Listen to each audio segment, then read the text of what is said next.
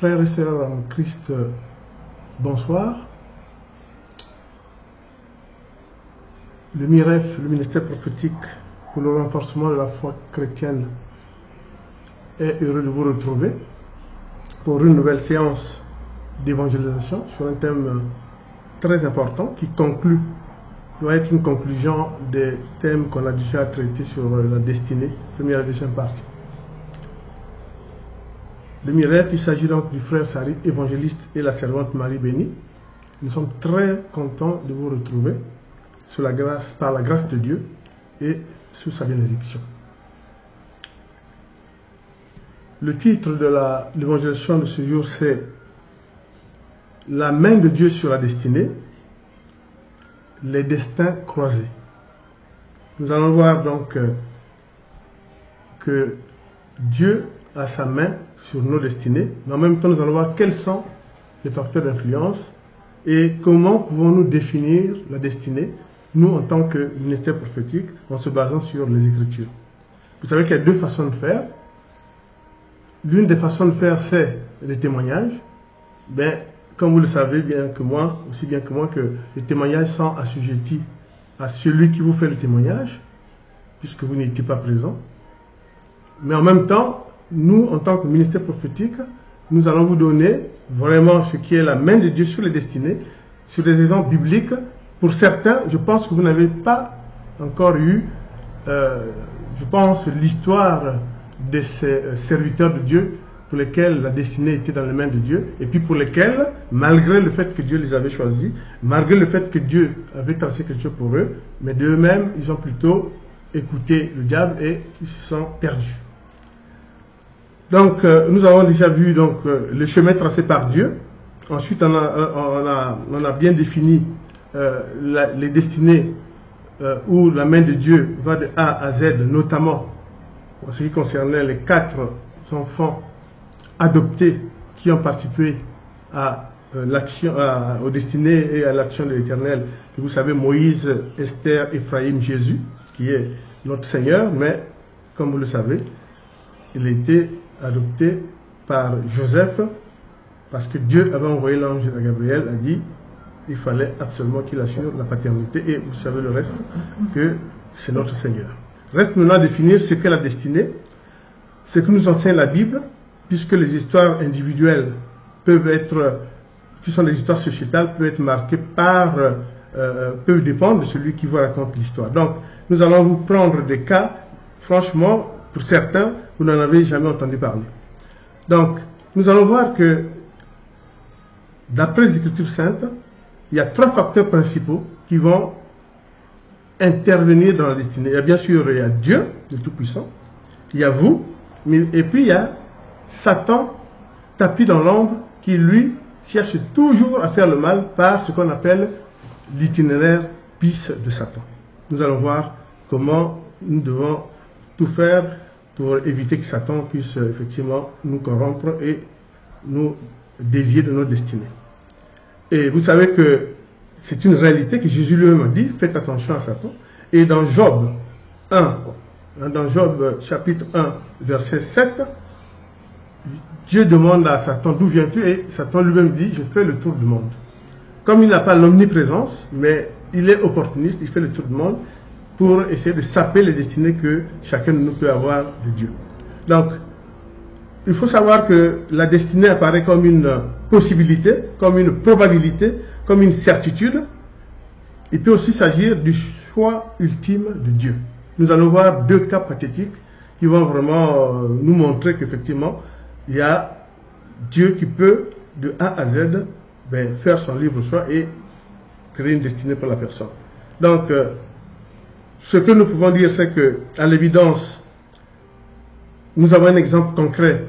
C'est que quand Jésus va commencer son ministère, il va commencer par choisir des disciples, des apôtres.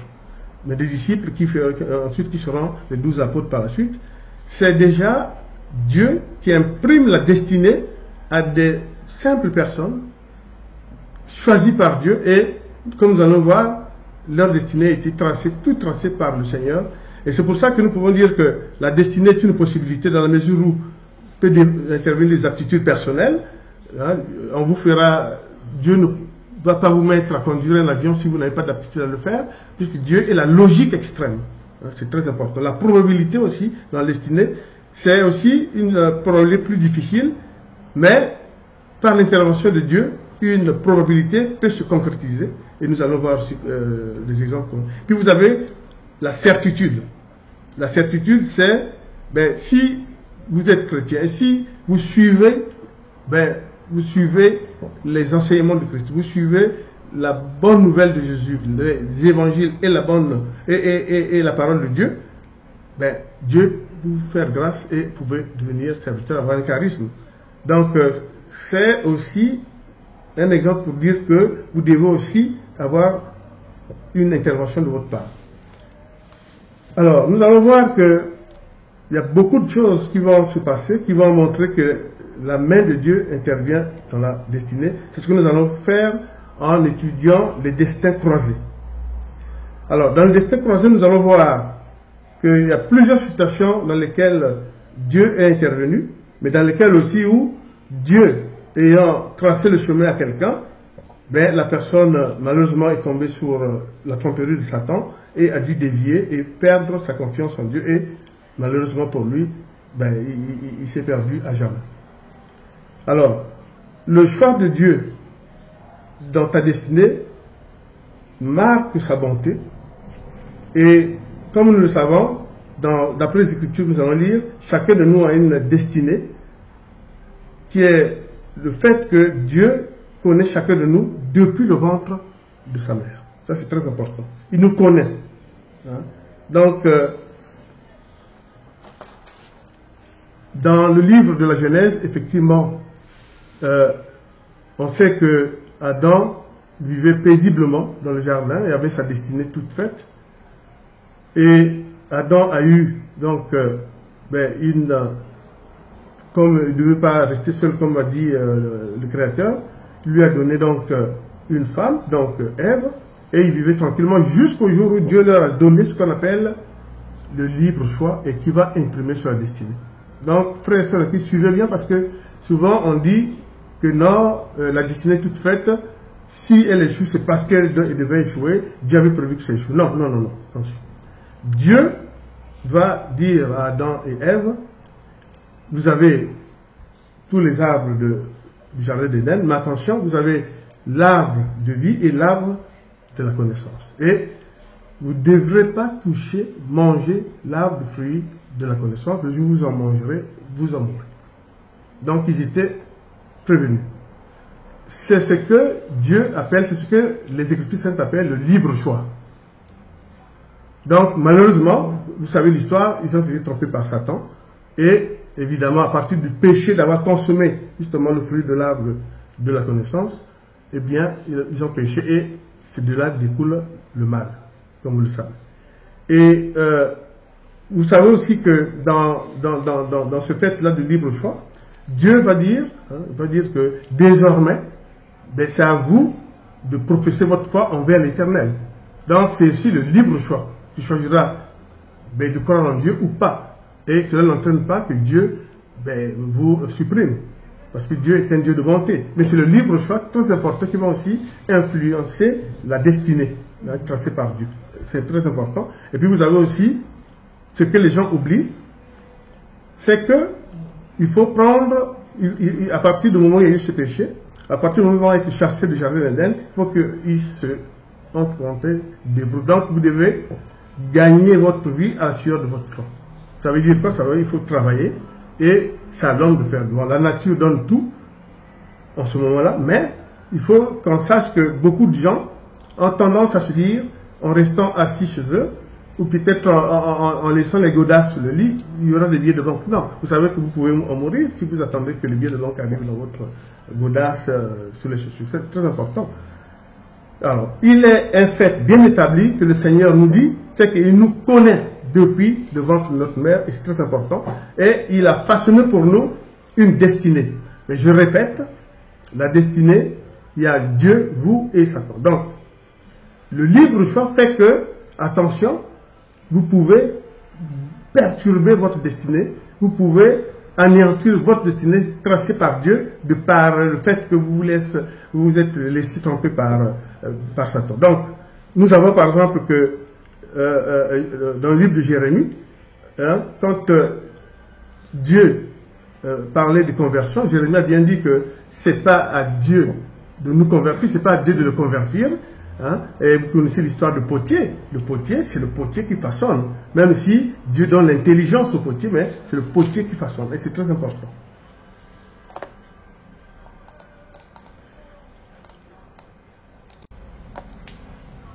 Donc, comme je disais, Dieu nous connaît depuis le ventre de notre mère et a tracé pour nous une destinée. Mais je répète, si vous voulez devenir médecin, il faut bien que vous étudiez la médecine. Si vous voulez devenir plombier, il faut que vous appreniez le métier de plombier. Si vous voulez, voilà. Donc c'est très important. Il ne faut pas penser que les chrétiens sont des paresseux et que Dieu fait tout. Non. Puisque je vais vous donner un exemple de libre choix. Hein. Dieu a dit, vous pouvez poursuivre, il ne faut pas. Et puis ensuite, hein, vous devez savoir qu'il a dit, cet arbre, le fruit de l'arbre de la connaissance, on ne mange pas, et l'autre, voilà, et ils ont choisi, ils ont transgressé ce que Dieu avait prévu pour eux, et leur destin a été changé puisqu'ils ont été chassés du jardin d'Éden. Alors nous allons voir les destins croisés, où nous allons voir vraiment la main de Dieu. Nous allons donc parler de Saül, David et Samuel. C'est le récit de ces trois personnages bibliques qui servent au plan théologique de comment doivent être perçues les destinées tracées par Dieu. Puisque hein, cette destinée peut évoluer selon la liberté que Dieu a donnée à chacun, hein, le libre choix notamment. Dieu peut aussi avoir plusieurs destins pour toi, que vous nous écoutez, et lui seul connaît le moment, voilà, de quand commence votre destinée et comment vous prenez possession de votre destinée. C'est seul Dieu sait, mais attention, il y a aussi le fait que ça dépend aussi de vous-même. Donc, on prend l'exemple, donc le cas de Saül. Alors, le peuple et Dieu fait connaître à Samuel qu'il a choisi Saül comme premier roi d'Israël. Et c'était le choix de la proposition, bien sûr, c'est le choix du peuple, mais en même temps, Samuel va intervenir auprès de Dieu pour confirmer vraiment que c'est l'alliance populaire. Et bien sûr, ça allait aussi dans le sens du choix de Dieu. Et vraiment, Dieu était, je peux dire, d'accord, c'est pas le terme, mais Dieu avait concrétisé ce choix du peuple juif pour que, effectivement, Saül ait l'onction de royauté. Et il a eu l'onction de royauté. Et le peuple hébreu était content. Jamais, lors de ce choix, le nom de David a été cité. Mais, comme je disais, la destinée dépend effectivement de vous-même aussi. Au poste de roi, très vite, Saül, on s'aperçoit, ne remplit pas les préconisations de l'Éternel et commet des insuffisances au poste, aux yeux de l'Éternel. Et une des fautes, on peut dire, à ce poste de roi, c'est qu'au lieu d'avoir la crainte de Dieu, Saül avait la crainte du peuple.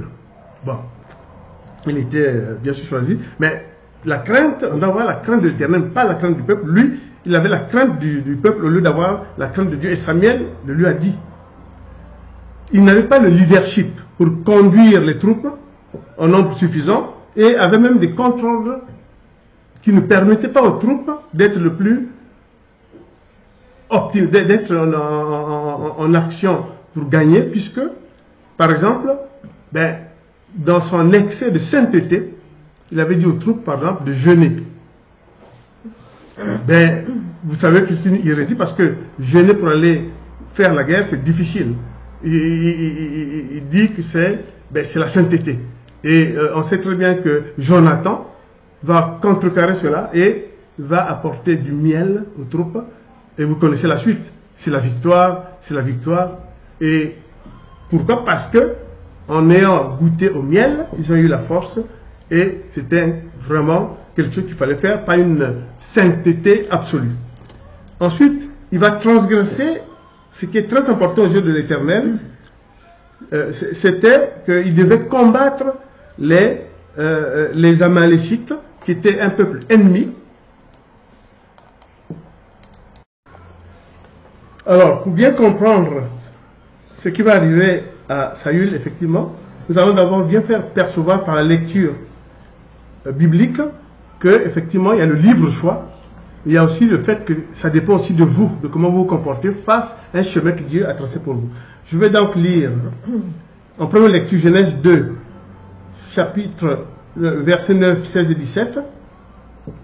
L'Éternel fit pousser, vous savez, comme vous le savez, ce que j'ai évoqué, l'Éternel fit pousser du sol des arbres de toutes sortes, agréables à voir et porteurs de fruits, bons à manger. Il fit pousser l'arbre de la vie au milieu du jardin, ainsi que l'arbre de la connaissance du bien et du mal. L'Éternel donna cet ordre à l'homme: tu pourras manger les fruits de tous les arbres du jardin, mais tu ne mangeras pas le fruit de l'arbre de la connaissance du bien et du mal, car le jour où tu en mangeras, tu mourras, et c'est certain. Et dans Genèse 3, verset 22, l'Éternel dit: voilà que l'homme est devenu comme l'un de nous pour la connaissance du bien et du mal. Maintenant, empêchons-le de tendre la main, de prendre aussi le fruit de l'arbre de vie, d'en manger et de vivre éternellement. Et c'était la sentence pour que nous avons perdu l'éternité. Et comme je disais, nous sommes nés avec un destin, parce que Dieu nous connaît depuis le ventre de notre mère. Nous avons Jérémie 1, verset 5. Avant de te former dans le ventre de ta mère, je te connaissais, et avant que tu naisses, je t'avais consacré, je t'avais désigné prophète pour les nations. Il avait sa destinée toute tracée. Et je vais lire le psaume 139, versets 13 et 16, et David: c'est toi qui as formé mes reins, qui m'as tissé dans le ventre de ma mère. Je n'étais pas encore une masse informe.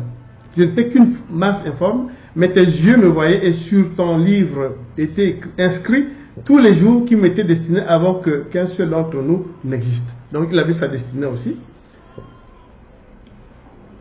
Dans Galates 1, et c'est aussi Paul, Galates 1, verset 15 à 16, mais Dieu m'avait mis à part dès le ventre de ma mère et m'avait appelé par sa grâce. Et lorsqu'il a trouvé bon de révéler son Fils en moi, afin que je l'annonce parmi les non-juifs, je n'ai consulté personne. Et évidemment, Dieu l'avait nommé. Donc c'est pour dire que la destinée est tracée par Dieu, et ça, nous devons le savoir.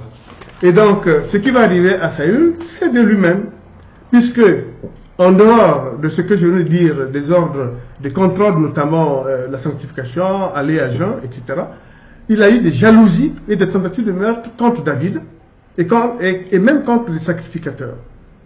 Il a poursuivi David et Jonathan, son fils, et était tellement jaloux qu'il pensait que le peuple n'applaudissait que David et Jonathan, à tel point qu'il a même injurié Jonathan et sa mère en disant, sa femme, hein, il l'appelait cette chaîne. Voilà. Donc, on peut dire il présentait des troubles psychiques, il était quelque peu schizophrénique et avait des nuits agitées. Et l'Éternel sanctionna. Parce que l'Éternel devait quand même sauvegarder le peuple juif pour avoir à la tête un roi comme il fallait. Et c'est comme ça que l'Éternel va choisir David. Vous avez vu, il avait Saül, mais ça n'a pas marché. Pas du fait de l'Éternel, mais du fait de Saül lui-même. Et il n'a pas été capable à ce poste-là. Et ce que nous avons dit, il y a Dieu, il y a vous et évidemment le tentateur. Donc Dieu va le remplacer par David. Ben, c'est contre le choix initial. David qui deviendra un grand serviteur de Dieu, célèbre, hein, qui va délivrer le peuple contre les Philistins. Et souvenez-vous qu'on dit la valeur n'attend pas le nombre d'années à cause justement de David, que ce chapitre chrétien-là est devenu une référence mondiale. La valeur n'attend point le nombre d'années. Il avait gagné contre Goliath et il est parti faire la guerre contre les Philistins, tous les peuples hostiles qu'il a gagné par la grâce de Dieu, bien sûr. Et Dieu dira que David vit selon son cœur. Donc, et l'homme qui vit selon le cœur de l'Éternel, c'est très important. Donc, je vais lire en deuxième lecture 1 Samuel 10, 24, qui est le choix de Saül. Samuel dit à tout le peuple, voyez-vous, celui que l'Éternel a choisi, il n'y a personne dans tout le peuple qui soit comme lui. Et tout le peuple cria, vive le roi. Vous avez vu, le choix de l'Éternel, le choix du peuple, malheureusement, il était incapable de continuer. Et dans dans 1 Samuel 15, 26, 28, 35, Samuel dit à Saül, je ne reviendrai pas avec toi, car tu as rejeté la parole de l'Éternel, et l'Éternel te rejette. Tu ne seras plus roi sur Israël. Samuel lui dit, l'Éternel t'arrache aujourd'hui la royauté d'Israël et la donne à un autre qui est meilleur que toi. Samuel n'alla plus voir Saül jusqu'au jour de sa mort. En effet, il pleurait sur lui parce que l'Éternel regrettait de l'avoir établi roi d'Israël. C'est ce qu'on a dit. Donc dire non, j'ai ma destinée, c'est tout, je ne fais plus rien. Non, ça dépend de vous et vous avez vu le cas de Saül. Et comment pour changer et trouver un nouveau roi, et Samuel, on a souffert puisqu'il fallait aller voir le père Isaïe, le père de David, qui avait des garçons. Et chaque fois que Samuel proposait un nom, le Seigneur disait que non. Il restait juste un jeune. Les gens disent, mais il y a un bambin qui est en train de garder les troupeaux. Ça peut pas être lui. Mais oui, l'Éternel avait choisi le roi. C'était David, garder les troupeaux. Et c'est très important. C'est le choix de l'Éternel. Et il en a fait le roi que vous connaissez, qui a rédigé plusieurs tomes. Nous allons maintenant voir des cas, notamment de Pierre, Paul, Jacques, Luc et Onésime. Pierre, comme vous le savez,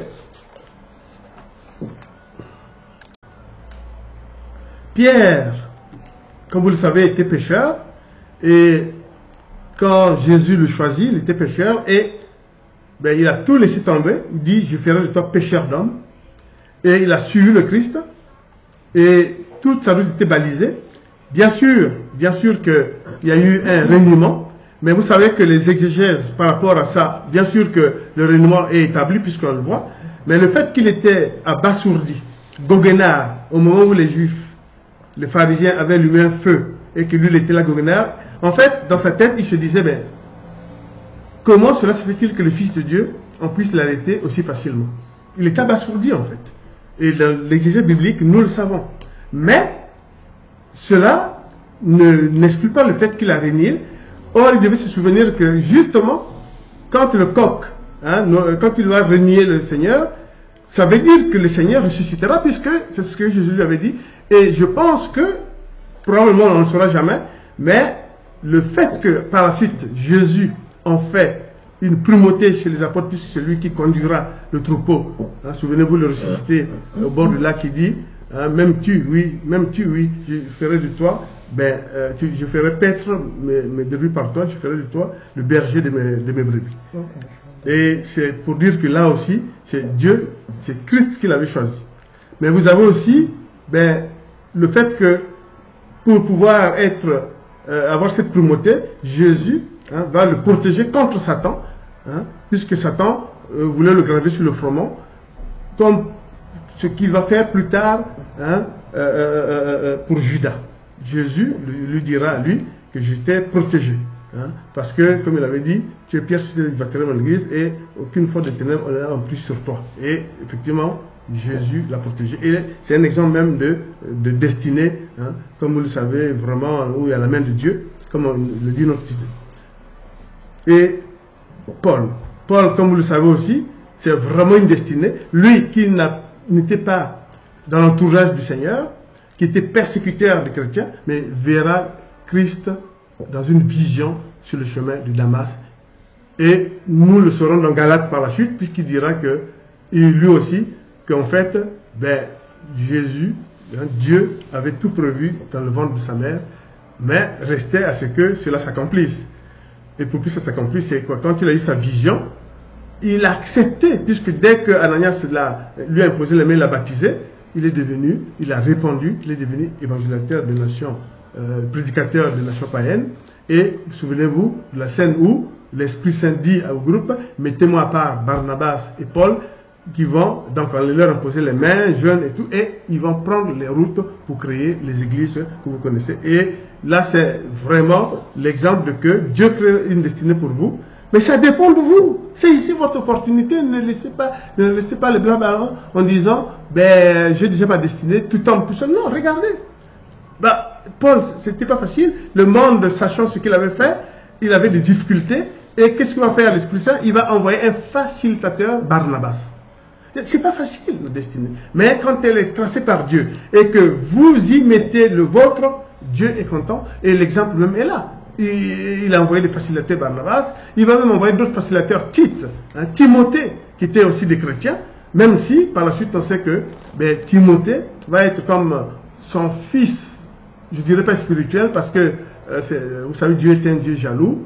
Quand vous vous présenterez à la fin des temps, au jugement dernier ou devant l'Éternel, je ne dirai pas, ça c'est Timothée, mon fils, et moi le père. Non. Donc c'est pour ça que je dis toujours que c'était, on peut dire, une filiation spirituelle dans le cadre du fait que c'est Dieu qui avait tout pourvu, parce qu'il y avait des difficultés pour Paul de pouvoir s'en sortir aussi dans la création des églises, comme on le sait. Et quand Timothée a eu des braves difficultés, notamment par un certain nombre de femmes qui lui compliquaient la tâche, et c'est là où vraiment les paroles attendrissantes de Paul vont agir. Donc c'est un exemple pour dire que là aussi, Dieu va mettre Pierre, prédicateur des Juifs, et Paul, ce sont repartis là, prédicateurs de nations païennes. Ça c'est très important. Et vous avez vu que Paul et Pierre vont aimer l'Éternel jusqu'à la fin, puisque au moment où Pierre est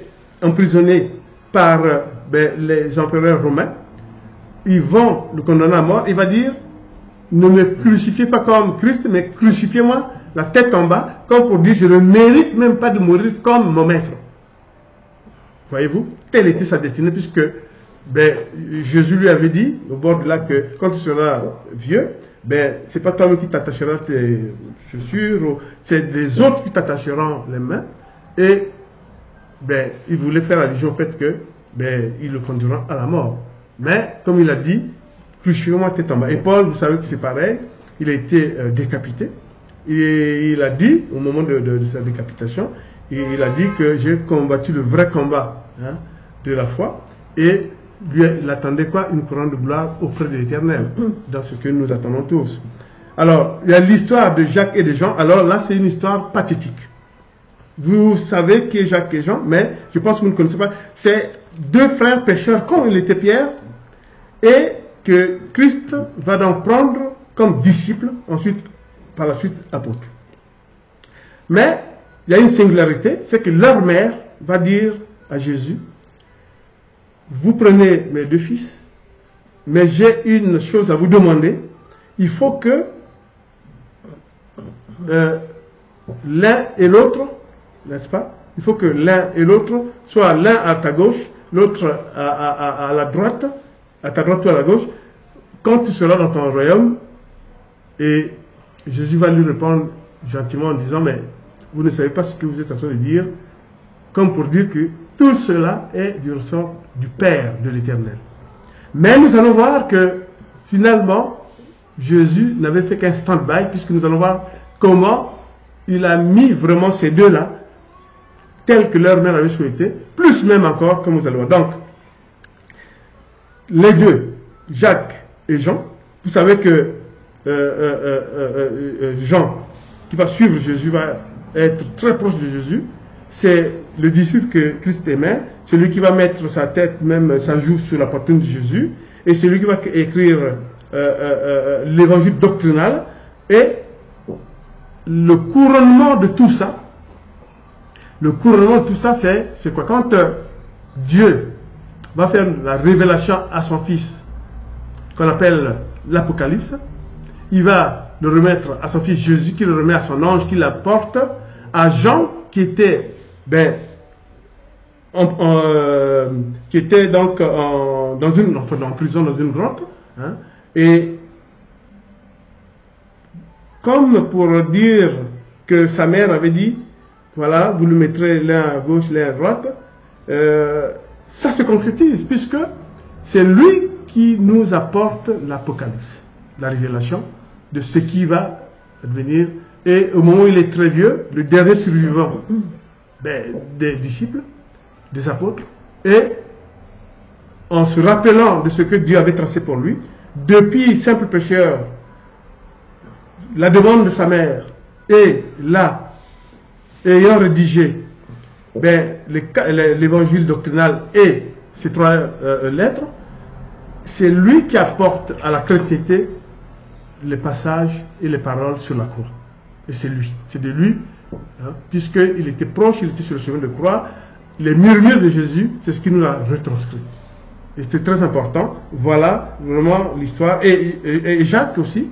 Mais Jacques, ben, il sera présent lors de la transfiguration. Mais en même temps, comme on avait demandé sa mère à Jésus, et c'est lui qui va être le premier pasteur de l'église de Jérusalem et va être le premier martyr. Martyr au sens où l'église est déjà constituée. Pas comme Étienne, hein, mais là, l'église est constituée. C'est l'un des premiers. Il est le premier pasteur de l'église de Jérusalem et il sera effectivement tué en martyr. Donc c'est très important. C'est pour vous montrer que là, dans ces 2 cas, franchement, c'est vraiment tracé par Dieu. Et nous allons aussi voir que ben, tout ce que Dieu prévoit pour vous, ça va s'accomplir. Mais en même temps, si vous mettez le vôtre en suivant le Christ, en suivant ses enseignements, en montrant votre foi, ça sera l'accomplissement. Et la professeure va faire donc une 3e lecture avant qu'on passe aux conclusions. Matthieu 20, je lis Matthieu 20, versets 20 à 22. Je lis la parole de Dieu. Verset 20. Alors la mère des fils de Zébédée s'approcha de Jésus avec ses fils et se prosterna pour lui faire une demande. Verset 21. Il lui dit, « Que veux-tu ? Ordonne-lui, dit-elle, que dans ton royaume mes 2 fils que voici soient assis l'un à ta droite et l'autre à ta gauche. » Verset 22. Jésus répondit, « Vous ne savez pas ce que vous demandez. Pouvez-vous boire la coupe que je vais boire ou être baptisé du baptême dont je vais être baptisé ? Nous le pouvons, dit-il. » Apocalypse 1, versets 1 à 2. Verset 1. Révélation de Jésus-Christ. Dieu la lui a donné pour montrer à ses serviteurs ce qu'il doit arriver bientôt et l'a fait connaître en envoyant son ange à son serviteur Jean. C'est 2. Celui-ci l'a attesté. Tout ce qu'il a vu est la parole de Dieu et le témoignage de Jésus-Christ.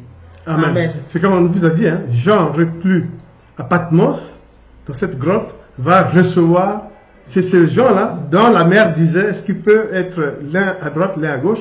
Franchement, frères et sœurs en Christ, souvent, ça passe inaperçu dans les publications. Mais nous tenons à vous montrer un exemple type de A à Z de la destinée tracée par Dieu. Et en plus, nous allons voir d'autres choses encore. C'est pour vous dire aussi que les évangélistes n'ont commencé leur action qu'après l'ascension de Christ. Pourquoi? Mais parce que chacun d'eux va recevoir l'Esprit Saint. Et nous allons parler donc de Luc, l'évangéliste Luc, puisque vous savez que les évangélistes ont été créés par Dieu dans l'Apocalypse. Ils étaient 4, avec la plupart des têtes d'animaux, sauf pour Luc, qui avait une tête d'homme, etc. Alors, Luc, médecin, hein, écrivain, il exerçait effectivement tranquillement, d'origine grecque, qui exerçait notamment à Antioche et à Philippe, et il était païen. Mais par l'action de l'Esprit Saint, il va avoir une révélation. On pense aussi que parce qu'il était un non-juif, on pense aussi qu'il était un intellectuel qui pouvait probablement bien comprendre le message, la révélation que lui donnait l'Éternel. Puisque c'est par lui que Dieu renoue après 400 ans de silence après Malachie.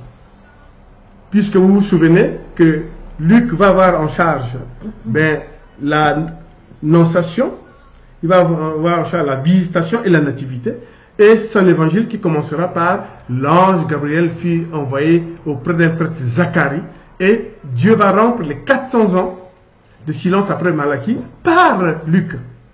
Alors, comment ça peut se passer? Mais c'est Luc qui nous révèle, et il dit, hein, Luc lui-même dans ce 3e évangile, hein, il dit, la révélation fait qu'il doit rédiger tout ce qu'il voit, tout ce qu'il entend et tout ce qu'il reçoit de l'Éternel pour les amoureux de Dieu qu'on appelle qui? Théophile. Donc il écrit à Théophile, Théophile c'est qui? Les amoureux de l'Éternel.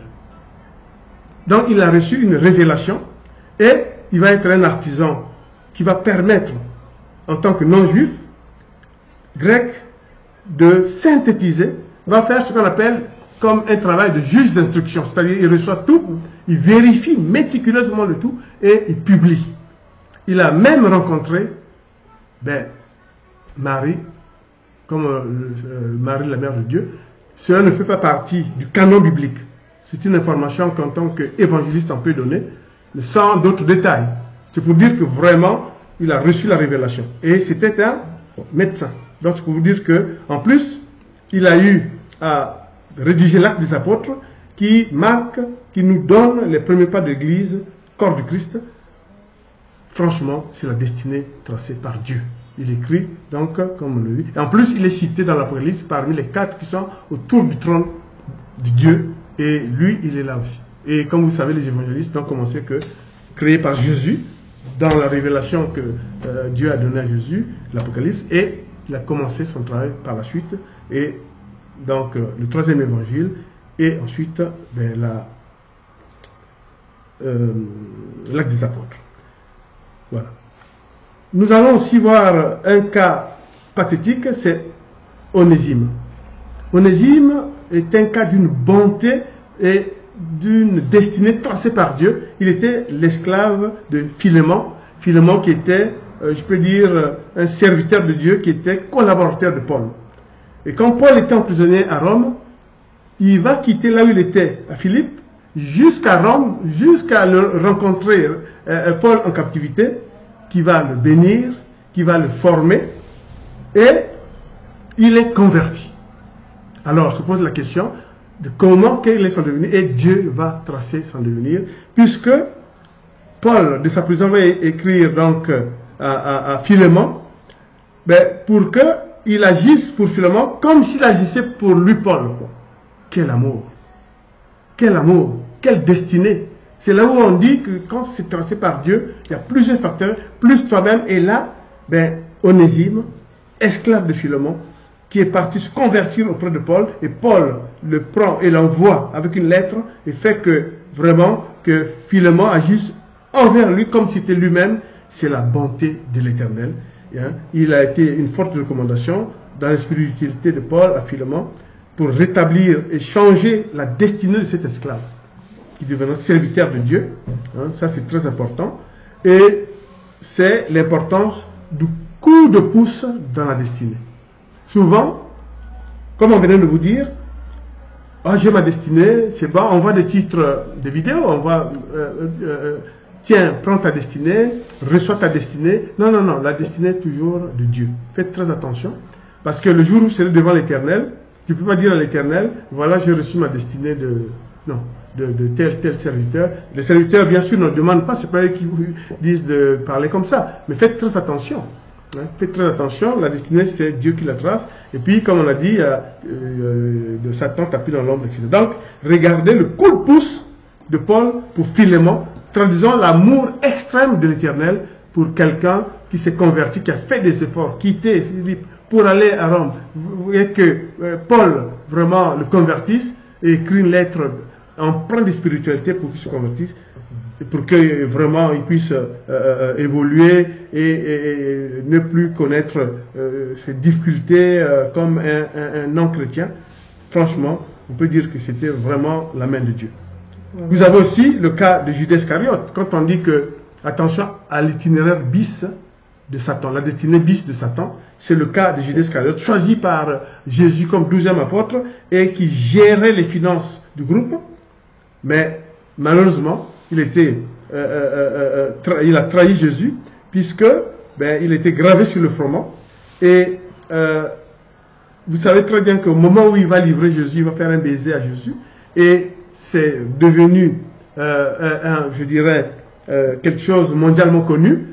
Quand il y a un traître qui vous fait le bien, en fait, que le bien qu'il fait, c'est pour bien vous massacrer. on appelle ça le baiser de Judas. Hein, ça vient de là, parce qu'il avait l'esprit de cupidité, il avait l'esprit de mal en lui, et il ne voyait que son intérêt personnel, mais heureusement qu'il a été frappé comme il le fallait. Et là, c'est un exemple. Il avait une destinée. Il était disciple.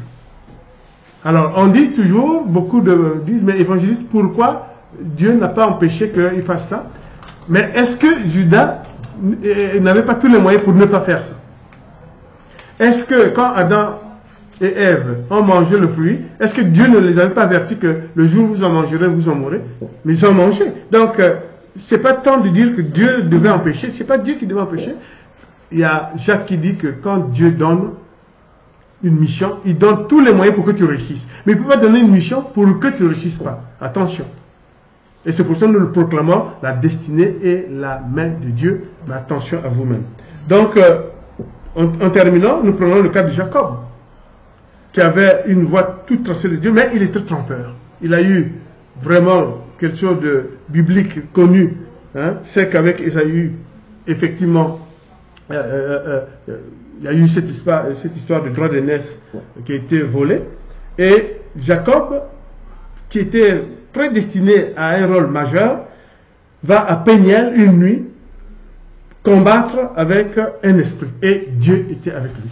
Attention, Jacob ne combat pas contre Dieu, il combat contre un esprit avec l'aide de Dieu pour vaincre justement cet esprit de tromperie qui était en lui. Et c'est comme ça qu'ayant vaincu, par justement l'apport de Dieu, il va donc donner ce nom Péniel, et en même temps, il va devenir Jacob que vous connaissez. Donc Israël, c'est son nom que Dieu va donner après avoir triomphé sur l'esprit qui était l'esprit de tromperie. Et là, c'est quoi? C'est la destinée tracée par Dieu. Mais vous saisissez, vous, votre propre destinée pour pouvoir la concrétiser. Et c'est l'exemple même. Voilà, il a pu faire comme ça. Et alors, en terminant, je vais faire la dernière lecture. Comme je le disais, dans Luc 1 à 4, après 400 ans de silence, l'ange Gabriel va être envoyé auprès du prêtre Zacharie, rompant le silence de 400 ans, par Luc. Luc 1 à 4. Plusieurs ont entrepris de composer un récit des événements qui se sont accomplis parmi nous, d'après ce que nous ont transmis ceux qui ont été des témoins oculaires dès le commencement et qui sont devenus des serviteurs de la parole. Il m'a donc paru bon à moi aussi, qui me suis soigneusement informé sur toutes ces choses dès l'origine, de les exposer par écrit d'une manière suivie, excellent, Théophile, afin que tu reconnaisses la certitude des enseignements que tu as reçus. Et c'est là où nous connaissons les écrits de Luc, médecin. Et c'est l'Éternel qui a créé les évangélistes, puisque dans Apocalypse 4, 6 à 7, au milieu et autour du trône se tiennent 4 êtres vivants couverts d'yeux devant et derrière. Le premier être vivant ressemble à un lion, le deuxième un taureau, le troisième a le visage d'un homme et le quatrième ressemble à un aigle en plein vol. Et la bonté de Paul pour l'esclave Onésime, dans Philémon 10, 12, je t'adresse cette requête à propos de mon enfant, celui qui est devenu mon fils en prison, Onésime. Autrefois, il t'a été inutile, mais maintenant, il nous est bien utile à toi et à moi. Je te le renvoie, et toi accueille-le, lui qui est une partie de moi-même. Si donc tu me considères comme un ami, accueille-le comme si c'était moi, et s'il t'a fait du tort ou te doit quelque chose, mets-le sur mon compte. C'est le coup de pouce qu'on doit faire dans la destinée. Et acte 1, 16 à 18, mes frères, il fallait que s'accomplisse l'écriture, ce que le Saint-Esprit avait annoncé d'avance par la bouche de David au sujet de Judas, devenu guide de ceux qui ont arrêté Jésus. Cet homme a acheté un champ avec le salaire du crime. Il est tombé en avant et s'est éventré et toutes ses entrailles sont sorties. Fin tragique. Et pour Jacob, Genèse 32, 25, 29, 32 versets 25, 29 et 31, Jacob resta seul, C'est alors qu'un homme lutta avec lui jusqu'au lever de l'aurore. Il ajouta, ton nom ne sera plus Jacob, dit Dieu quand il a vaincu, mais tu seras appelé Israël car tu as lutté avec Dieu, avec des hommes que tu as vaincu, que tu as été vainqueur. Jacob appelait cet endroit Péniel car, dit-il, j'ai vu Dieu en face à face et ma vie a été sauvée. En terminant cette évangélisation et ce cycle sur la destinée, nous disons, comme vous l'avez vu, la destinée c'est la main de Dieu. Nous avons été façonnés devant notre mère, il connaît. Nos noms sont inscrits dans le livre là-haut, il connaît. Mais comme il le dit, il y a le libre choix. Rappelez-vous de cette parole, le libre choix. Et Satan tapis dans l'ombre à son itinéraire bis. Faites attention, frères et sœurs en Christ. Ne soyez pas là, bras ballants, en disant j'ai ma destinée, que j'aurai l'argent qui tombera comme ça sans travailler, etc.